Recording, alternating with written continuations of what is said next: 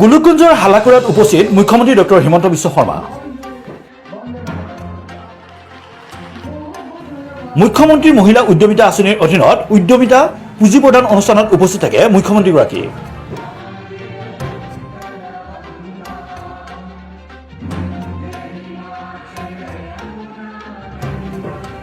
গোলোকগঞ্জৰ 23,337 গৰাকী মহিলাক মহিলা উদ্যমিতা আঁচনিৰ চেক প্ৰদান। গৌৰৱ গগৈ পিতৃৰ চৰকাৰ থকা সময়ত লুঙি ধুতি দিছিল। আমি অৰুণোদয়ৰ পৰা মহিলা উদ্যমিতা আঁচনিলৈকে চাউলৰ পৰা মেডিকেললৈকে সকলো দিছোঁ।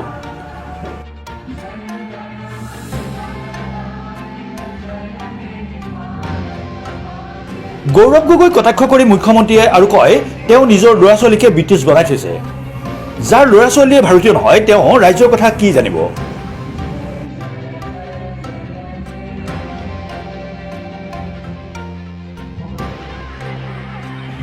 আনহাতে জুবিন গাৰ্গৰ অন্তিম ছবি ৰৈ ৰৈ বিনালে পাইৰেচি হোৱাক লৈ চিন্তিত বুলি কয় মুখ্যমন্ত্ৰীয়ে। ইতিমধ্যে আৰক্ষীক কঠোৰ ব্যৱস্থা লোৱাৰ নিৰ্দেশ দিছে মুখ্যমন্ত্ৰীয়ে। পাইৰেচি বন্ধ কৰিবলৈ আহ্বান মুখ্যমন্ত্ৰীৰ।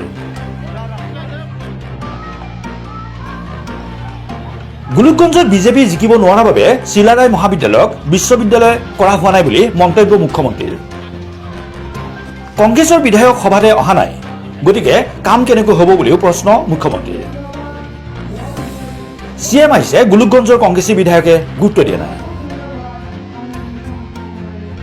সকলোৱে প্ৰতিবাদ সকলোৱে কৰিব পাৰে আৰু কৰিব লাগে, মোৰ কোনো আপত্তি নাই। আইন হাতত ল'ব নালাগে, প্ৰতিবাদ কৰি থাকে। NSMৰ প্ৰতিবাদ সম্পৰ্কে মুখ্যমন্ত্ৰীৰ মন্তব্য আন্দোলন কৰিছে কৰিব দিয়ক, আইন হাতত তুলি নল'লেই হ'ল। যেতিয়া সৰ্বশিক্ষাৰো মানুহক আমি ৰেগুলাৰাইজ কৰিছোঁ, তেওঁলোকে নতুন এমপ্লয়ী দৰমহা লৈ পেলাই আৰম্ভ কৰিছে। কোনোবাই 50,000 পাইছিলে, তেওঁ নতুন এমপ্লয়ী হিচাপে 30,000।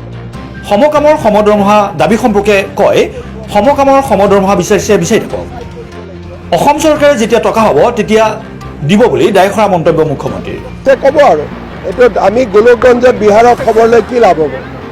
মই যাব লাগে, মই মিটিং কৰি আহিছোঁ, ভাল হ'ব বুলি লাগিছে, হৈ যাব চব। বিচাৰাত কোনো আপত্তি নাই, খালি আমাৰ কোনো বিচাৰত আপত্তি নাই, বিচাৰি থাকক। অসমখনে দিব পৰা হ'লে দিব।